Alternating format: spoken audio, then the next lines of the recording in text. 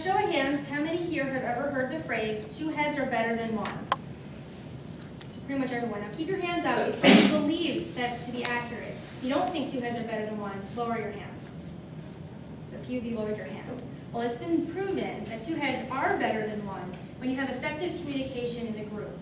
There was a study done by the Interacting Mind Project that took 2 participants, had them make decisions independently and together. And when they had effective communication together, they made better decisions and were more effective than when they were apart.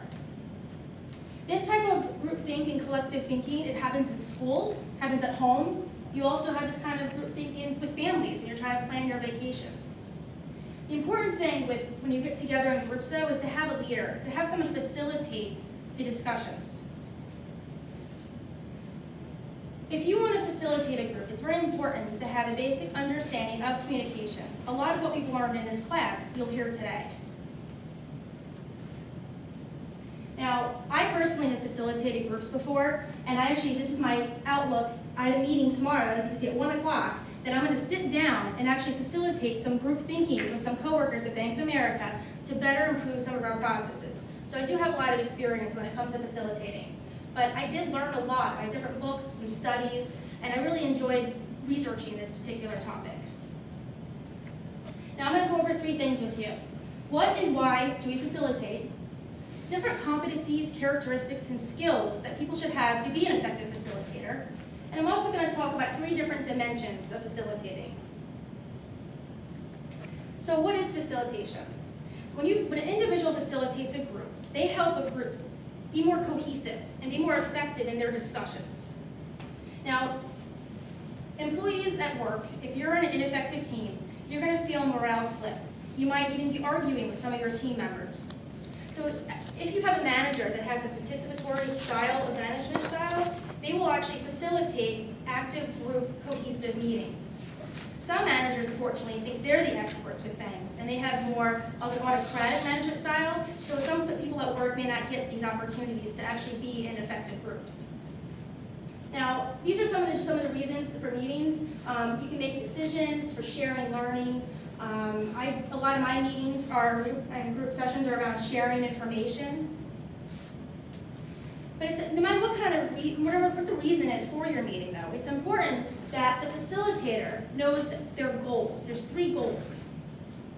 The first one is to make sure to ask the right question. So what do I mean by that? Well, I listed 3 different types of questions here. The first one is open-ended. So instead of asking somebody, do you like this idea? Say, tell me why you like this idea. You want to avoid yes or no questions. So you want to encourage discussion. You also want to ask follow-up questions. So when somebody in the group tells everyone why they like something, as a facilitator, it's your job to ask them why. You want to get to the core, the real reason why they feel something. You also want to play devil's advocate and ask argumentative questions. Not combative, but productive, argumentative, devil's advocate questions. Another goal of an effective facilitator is to establish a safe environment. We've all heard that quote, what happens in Vegas stays in Vegas. Well, that rings true for group work. Your group members are not going to be open to give their input if they feel like they're not in a safe environment. So if they feel their coworkers are going to go outside of the group and talk behind their back or gossip about them, they're going to be quiet. They're not going to talk out and give their input. So as a facilitator, it's very important to set guidelines and policies for the group. Now, it's important as a facilitator to value everyone's input. And most of the people in the group are going to understand that you value things that they say. But there are going to be different difficult people. And I listed 4 of the difficult people that are most common. You have the overtalker, which I have a habit of sometimes. And as a facilitator, it's important to remind everyone of equal participation. The point of the group is to get everyone's idea and not just 1 or 2 people. And if someone doesn't cut back on their talking and they're still talking over people, talk to them outside the group. A facilitator never calls anyone out in front of the whole group. So you pull them out outside, and instead of putting them down for their input, thank them for their input, and ask them maybe to help you pull input out of people that maybe are less talkative. And that would be the non-talker. As a facilitator, if you notice someone shying away at giving their input, Ask them, call them out, and ask them a question. And when they reply to you, affirm that even if you don't agree with what they're saying, let them feel that their input was valuable. Then you have the tangent starter. You always have this person who wants to talk about the weather, the sports game, the holidays coming up, and that's okay. It's good for groups to talk and go off on tangents a little bit to be more personable. But as a facilitator, you have to make sure to redirect the attention back to the main focus of the group. Then you have the insensitive person. Fortunately, every group has one of these people. And as a facilitator, it's very important, outside of the group, to pull someone aside that maybe isn't really sensitive to other people and ask them to contribute to the safe environment that you're trying to create. So now that we talked what is facilitation, why, and some of the goals, I'd like to cover some of the competencies, characteristics, and skills to be an effective facilitator.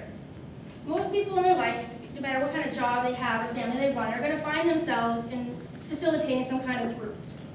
So it's important to understand what can contribute to that, to being effective. So in chapter 11 of the book, we learned about competencies. This is a list of the different competencies that you can look through and understand what would make you better of a facilitator, but there's two that I want to highlight on. Evoking participation.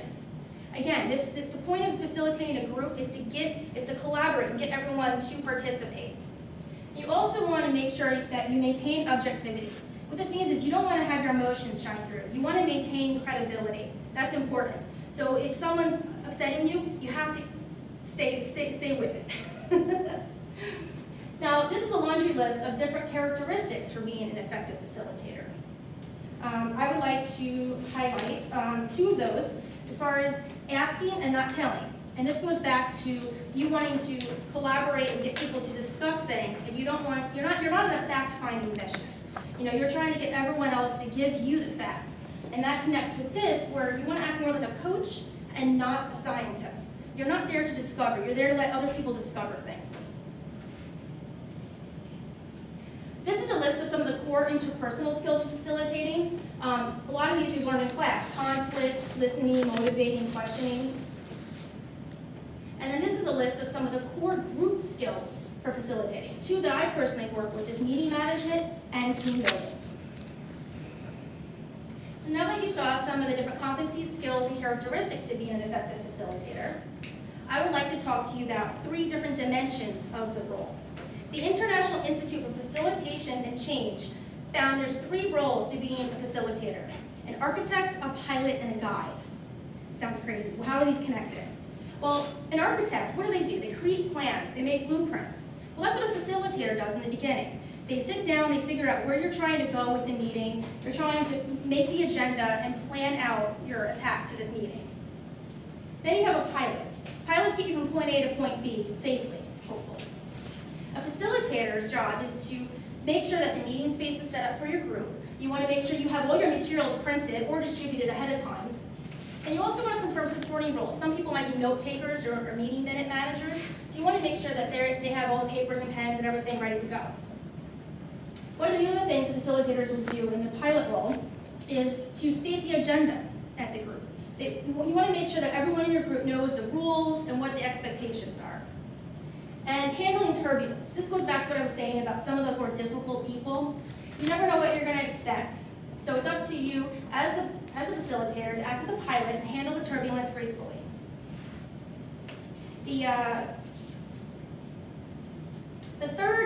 The third dimension is being a guide. Guides help you get through unknown terrain. So it's during pretty much every group, you're going to always have those disturbances. You're going to have people that panic or disagree or arguments. And it's up to you as the guide of the group to get them from point A to point B in a reassuring and calm manner.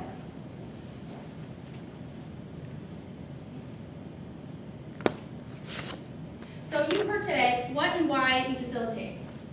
You heard competencies, characteristics, and skills of facilitating, and I've also walked you through the three different dimensions of facilitating: the architect, the pilot, and the guide. So you can see why having an effective communication understanding can make you be a better facilitator. A lot of the things that we learned in this class contribute to being an effective facilitator. Now, I want to walk you guys through a reflective exercise. The International Association of Industrial Accident Boards and Commissions, basically they do groups related to workers' compensation. a lot of arguments and disagreements there. They actually listed on the website a bunch of different exercises for facilitating. So I would like everyone to lay their head down. You can cross your arms underneath your head and close your eyes. Take a deep breath in, and relax and take a deep breath out. I want you to keep breathing in and out and imagine yourself at a job, whether it's a job now or the job you're going to have after you graduate. I want you to keep breathing and think of the different characteristics and skills that I spoke about. What have you learned in this class? See the relationship with a job that you might have one day. Are you planning meetings? Are you leading people? Are you doing decision making? Take a couple more deep breaths in and out. See the relationship of the knowledge. You guys can pick up your head now, and I encourage you to share any reflections that you might have had.